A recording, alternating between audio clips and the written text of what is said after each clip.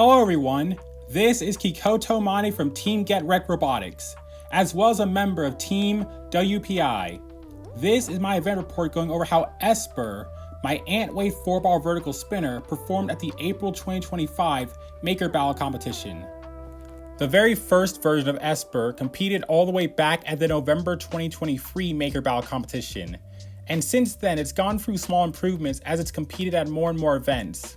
Despite these changes, the bot has never really had that much success, and so I decided now was the time to completely redesign Esper from scratch in order to try and fix all of its inherent issues. Here's the CAD model for the redesigned version of Esper. As you can see, I've moved away from the fingertech clamp drum, and instead, the bot now uses a thin, sharp weapon blade attached to a Just Cuz ant hub motor, which is the exact same weapon setup I use on my Beetleblade Juxtaposition.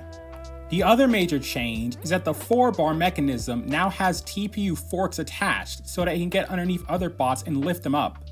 The TPU forks also serve the purpose of feeding opponents into the vertical spinner. Overall, I was pretty happy with this redesign, but unfortunately, I ran into some issues when trying to bring it into reality, and I had to make some compromises. For starters, the bot was going to be green, but I realized I didn't want to spend money on a brand new roll of TPU, and so I decided to just make the robot orange since I already had that filament color. Also, the top panel and weapon uprights were originally going to be made out of carbon fiber, but I decided to switch them to PLA Plus to save some money since once again, I already had that filament and I believed it would hold up just as well. As for the most significant change, the bot unfortunately came out overweight, and so I had to cut off the TPU side guards in order to get the bot within weight. After all that, while it certainly wasn't perfect, I was still pretty happy with how this new version of Esper came out. I was especially proud of how well her 4-bar mechanism worked. The bot was fully functional and ready to compete. The format for Maker Battle would be double elimination, meaning once you lose twice, you're out.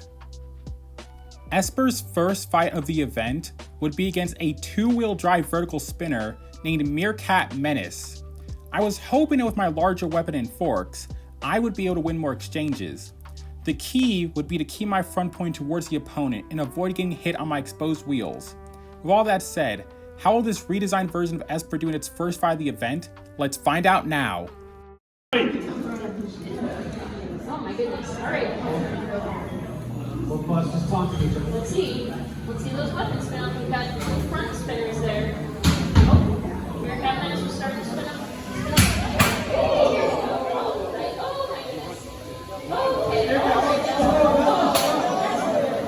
Come on, no! Come on, you can do it. You can do it. Wiggle. Oh my gosh, I wish you guys could see the wiggle that's really I'm looking at right now. It's really adding a lot to it. Wiggle.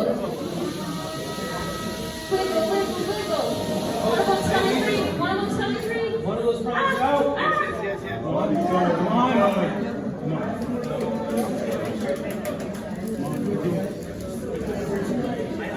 Some serious engineering went into Esper.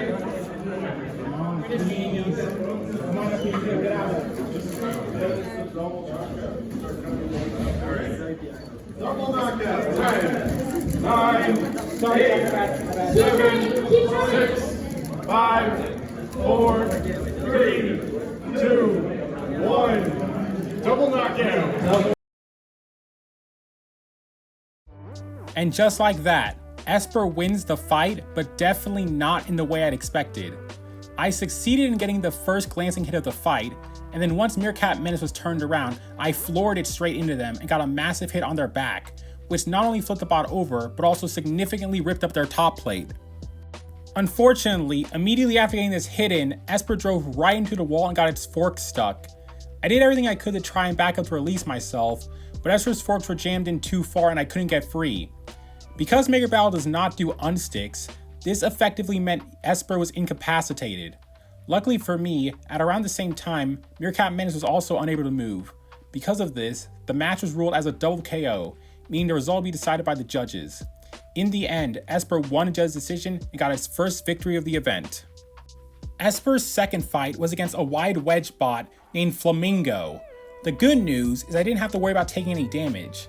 The bad news is that Esper doesn't have a lot of experience fighting control bots, and so I wasn't entirely sure what kind of strategy I should use for this match. Will Esper be able to get its second win in a row? Let's find out now. Alright, Flamingo's coming in hot. Oh, the weapons can't reach Flamingo. Flamingo, a control bot. Oh, friends, we've got some more artwork here. Check it out, check it out. Astrid would like to send her very, very best wishes to all of the BattleBots here today. Go BattleBots! Flamingo's demonstrating some pretty epic control. Let's see if Esper can get that weapon fired up. Oh, no, he's flipped over. Oh no, flipped over. Sorry. 10, 9, Oh man, if Esper could just 7, wiggle that forearm a little bit.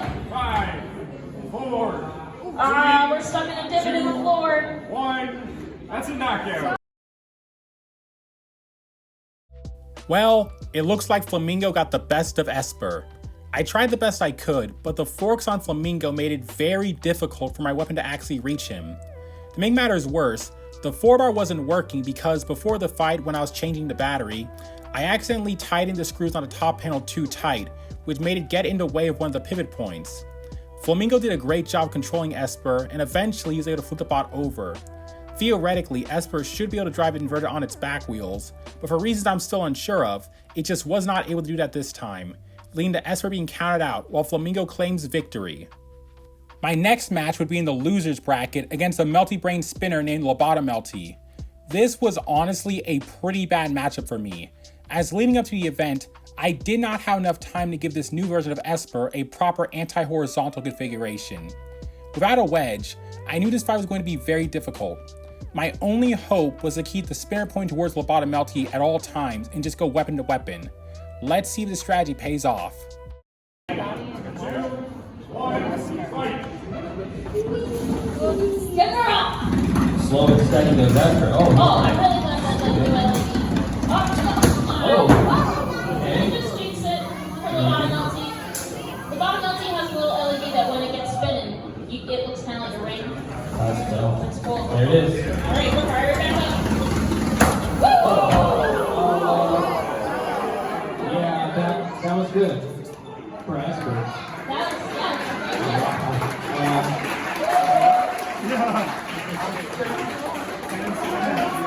I mean, there's still a minute 20 on the clock. Can we move? No? Alright. Lobotomelty tap. We're good about that. Esper, you want to scoop him up there?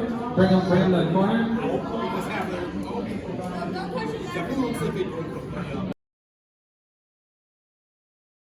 I cannot believe that just happened. I was fully expecting to lose this fight, but somehow Esper got the most brutal KO of its entire career in only 30 seconds. There were only 2 major hits in this fight.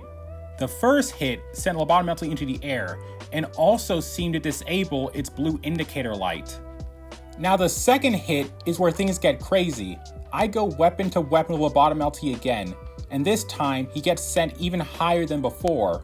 While midair, Lobotomelty bounces off one of the walls, and the PLA top plate shatters from the force, causing it to eject its own battery before the bot lands back on the ground, ending the match in an amazing KO that I was not expecting.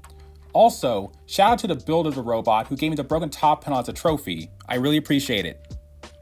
Esper's next opponent would be another horizontal spinner named Awsomesauce Girlboss. As mentioned before, I did not have any kind of anti-horizontal configuration, and so the strategy would be the same as the last fight. I was hoping I could just win enough weapon-to-weapon exchanges to come out on top. Now let's get into the fight to see if that worked out. 2, 1, fight!